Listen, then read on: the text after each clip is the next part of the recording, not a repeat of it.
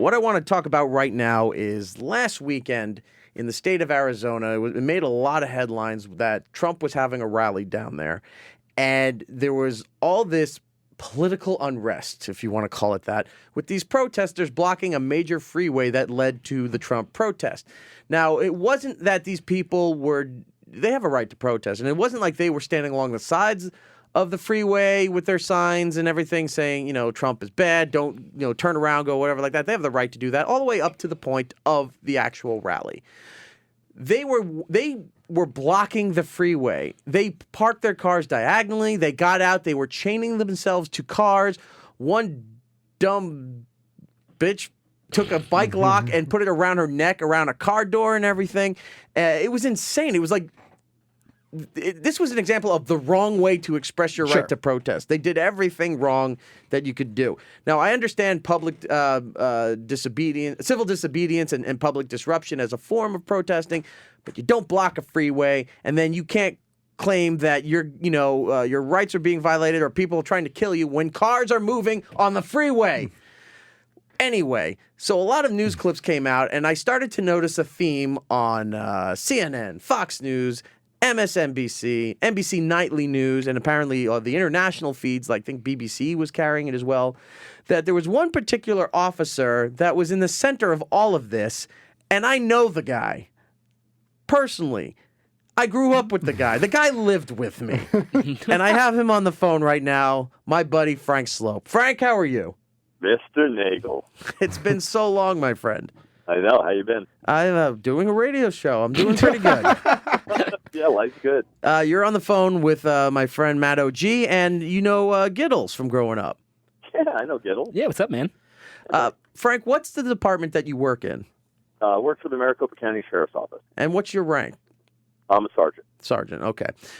You were in the center of everything going on, my friend. I was amazed and obsessed all night trying to find every news organization that had photos and clips of you. It ended up being like that. Yeah, I was kind of on the periphery of the actual rally. It just ended up, for whatever reason, I ended up getting a lot more press than I expected or wanted. It got so out of hand that Frank became an internet meme as Shrug Cop. Where there's a video clip. I'm gonna see if I can pull it up. There's a video clip where, like we said, all these people were protesting the Trump rally and they were blocking the freeway, and it's the sheriff's department, right, Frank? That's correct. The sheriff's department is trying to clear the way and slowly move the cars through, past the cars that are blocking the freeway to kind of get some order going and the flow of traffic.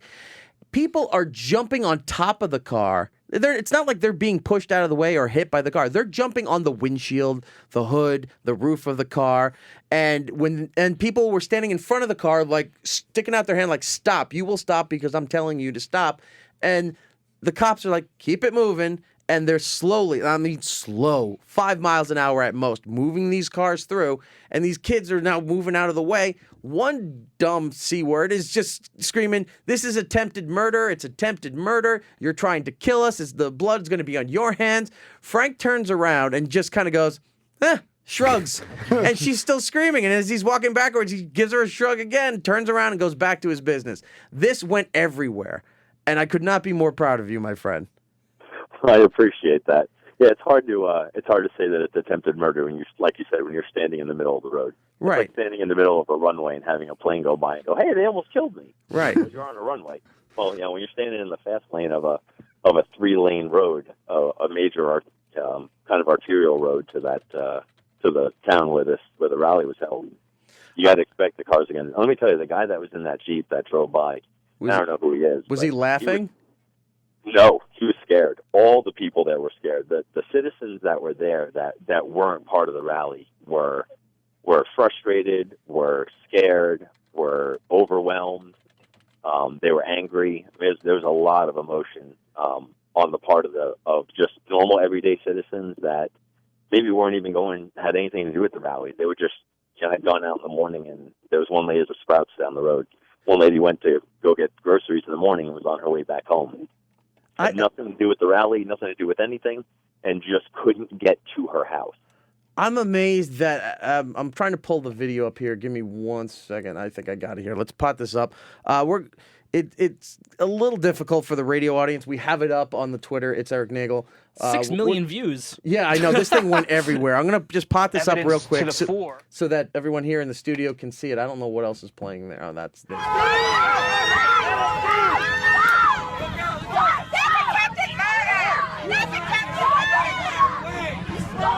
You can hear the lady screaming. Yeah. This Jeep is trying to get through a crowd of people. And there's Frank. Make sure you're taking pictures of them. Now that girl right there screaming, it's attempted murder, it's attempted murder. You're supposed to, I think she said protect somebody, it's your responsibility. And the sheriff's department is busy trying to get traffic back on track, and then cutting the chains and bolts off these stupid kids who chain their necks, their bodies to the car door so that you can't even move the car without maybe, seriously injuring one of these protesters here. What happens to these people now, Frank? Well, after we released them from the cars, they were obviously placed under arrest. They were transported down to the county jail, which is located down in Phoenix. They were booked. They saw a judge within 24 hours. That's required by Arizona law. And then I don't know what happened after that. I know that they all of them did individual interviews with the local news media. So they've been, they got released, and they'll have a court date, and they're going to have to go in and answer for what they did. I can't. It could be a felony, right, for blocking a major freeway like that? It's a misdemeanor. God damn it. Obstructing, yeah. And there's actually State Representative Kavanaugh here is proposing a law that if you have that type of protest, that it becomes a felony for obstructing a public thoroughfare. Yeah. Because you can do it, like you said in the intro, you can do it the right way, and it's your right. And I think all the deputies and people that work for the Maricopa County Sheriff's Office respect people's right to protest. And we're a constitutional body. The Sheriff's Office is mandated by the state constitution. We respect the Constitution and we respect people's rights, but at the same time, there's a right way to do it and there's a wrong way to do it. And right. I think your lead-in was perfect. That it's just not the right way to do it. And even if they have no concern or respect for their lives and well-being, by the way they did it, you're putting other people's lives in jeopardy. Where if they got there at one of those times when maybe the freeway isn't busy and they sit up and someone's not paying attention and they come around that bend, they could plow right through there. You're now putting other innocent people's lives in jeopardy because of their stupid protest. Plus, you could block emergency vehicles and all sorts of other things. Look, it's just people just have to think about it. Well, people aren't smart. That's what happens. I think I know how Erik would solve it. I think he would get out his plow and drive right through the crowd and plow all the people over, to protect George Bush. I was actually going to say check out the hook as my DJ resolves it. But Frank, if in the case of an emergency vehicle like that, and the way those kids had all their shit set up there, do you guys have any kind of cool vehicles that you bring on scene to plow through it? We had tow trucks. We just let me tell you, nowhere near as cool as you might think. Anything kind of Mad Max-ish. A flaming guitar player. Flaming guitar player. It's got that really tricked out cattle plow that the trains have. Then just parts seas. That would have helped. we could have moved some stuff with that. Well, Frank, God bless you and the good work that you guys did at your sheriff's department there, and everybody. Difficult situation, especially nowadays when everything is being taped and photographed rather than people trying to help people in emergency situations or needs, whatever. These people, protesting or not, a handful of them are those professional ones that just come to rile up a crowd.